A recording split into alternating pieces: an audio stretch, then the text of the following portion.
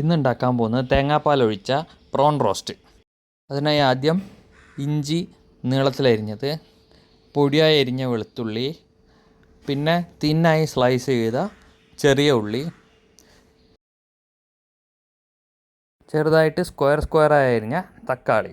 ഇത്രയും സാധനങ്ങളാണ് ഇൻഗ്രീഡിയൻസ് ആയിട്ട് മെയിനായിട്ട് വേണ്ടത്. പിന്നെ പ്രോൺസും. പിന്നീട് ഒരു പാനിൽ എണ്ണ ചൂടാക്കി അതിൽ കടുകിട്ട് പൊട്ടിച്ചെടുക്കാം. അതിനുശേഷം അതിലേക്ക് ചോപ്പ് ചെയ്ത് വെച്ച വെളുത്തുള്ളി, ഇഞ്ചി എന്നിവ ഇട്ടിട്ട് നന്നായിട്ട് റോസ്റ്റ് ചെയ്തെടുക്കാം. അത് റോസ്റ്റ് ആയ ശേഷം ഉള്ളി ഇട്ട് നന്നായിട്ട് വഴറ്റിയെടുക്കുക. ഉള്ളിയുടെ കളറ് ഏകദേശം പിങ്ക് കളറാവുന്ന വരെ നന്നായിട്ട് വഴറ്റിക്കൊണ്ടിരിക്കുക. ആവശ്യത്തിന് വേണമെങ്കിൽ കുറച്ച് ഉപ്പും കൂടി ഇട്ടിട്ട് വഴറ്റാം. ഉള്ളി വഴറ്റിക്കൊണ്ടിരിക്കുന്ന സമയത്ത് തന്നെ പ്രോൺസിൽ കുറച്ച് ഉപ്പ് ഇട്ടിട്ട് നല്ലവണ്ണം മിക്സ് ചെയ്ത് മാരിനേറ്റ് ചെയ്ത് വെക്കാം.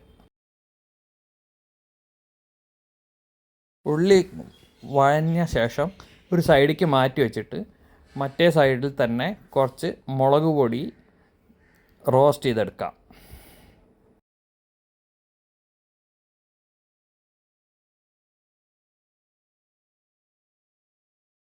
അതിനുശേഷം അതിലേക്ക് മുറിച്ച് വെച്ച തക്കാളി ഇട്ട് പിന്നെയും വഴറ്റിക്കൊണ്ടിരിക്കുക. തക്കാളിയിലെ എണ്ണ വേർപിട്ട് വരണ വരെ നല്ലോണം വഴറ്റുക. മൂടി വെച്ചിട്ട് വഴറ്റിക്കഴിഞ്ഞാൽ വളരെ പെട്ടെന്ന് തന്നെ തക്കാളി നല്ല സോഫ്റ്റായി വഴഞ്ഞു കിട്ടും. തക്കാളിയും ഇതും വഴഞ്ഞ ശേഷം അതിനൊരു സൈഡിലേക്ക് മാറ്റി വെച്ച് മറ്റേ സൈഡിൽ മാരിനേറ്റ് ചെയ്ത് വെച്ച പ്രോൺസ് ഇട്ടിട്ട് നന്നായിട്ട് ചൂടാക്കിയെടുക്കാം. പ്രോൺസിനെ ഒന്ന് ചൂടാക്കിയെടുത്ത ശേഷം അടച്ചു വെച്ച് നല്ലോണം വേവിക്കാം. അപ്പോൾ പ്രോൺസിൻ്റെ ഉള്ളിലുള്ള വെള്ളം മുഴുവൻ പുറത്ത് വരും, പ്രോൺസിൻ്റെ ഉൾഭാഗം മുഴുവൻ വെന്ത് വരും. എന്നിട്ട് അതിലേക്ക് കുറച്ച് കറിവേപ്പില ഇട്ട് പ്രോൺസ് വെള്ളം വറ്റുന്നവരെ പിങ്ക് കളർ ആവുന്നവരെ വഴറ്റിയെടുക്കാം.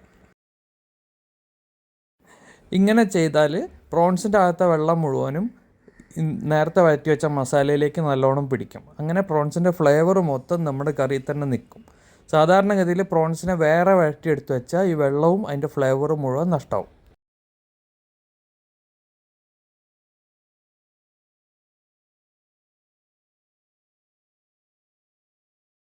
ആവശ്യാനുസരണം ഉപ്പ്, മഞ്ഞൾപ്പൊടി എന്നിവ ഇട്ടിട്ട് നല്ലോണം വേവിച്ചെടുക്കുക. എന്നിട്ട് പ്രോൺസും മസാലയും കൂടി നല്ലോണം മിക്സ് ചെയ്ത് റോസ്റ്റ് ചെയ്തുകൊണ്ടിരിക്കുക.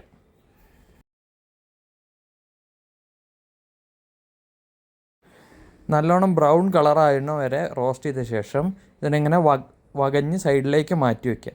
എന്നിട്ട് ഇതിൻ്റെ നടുക്കത്തെ ഭാഗത്ത് കുറച്ച് തേങ്ങാപ്പാൽ ഒഴിച്ച് ഒന്ന് വറ്റിച്ചെടുക്കുക.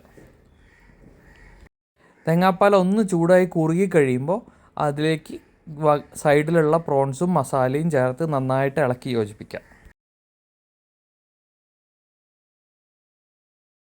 നല്ലോണം വെന്ത് യോജിച്ച് വരുന്ന സമയത്ത് അതിലേക്ക് അല്പം കുരുമുളക് പൊടിയും ഇട്ട് മാറ്റി വയ്ക്കാം. Prawns roast ready.